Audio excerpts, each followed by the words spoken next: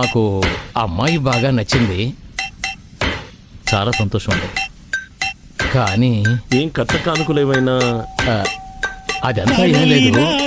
కానీ చూడండి, నేను ఓపెన్ గానే చెప్పేస్తాను. మీకు ఇల్లు, వాకిలి, ఆస్తి, అంతస్తు అన్నీ ఉండొచ్చు. కానీ బంధువులు అనేవాళ్ళు మీకెవరూ లేదేంటి?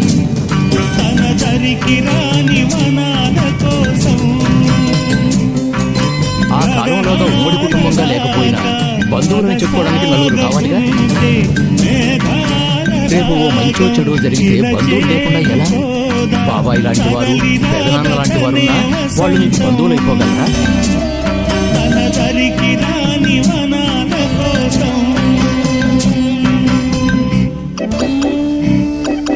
ఏం చెప్పింది ఇంకా మీకు అర్థం కాలేదా? ఏసీ, ఫ్రిడ్జ్, టీవీ ఇవన్నీ ఉండగానే ఇల్లు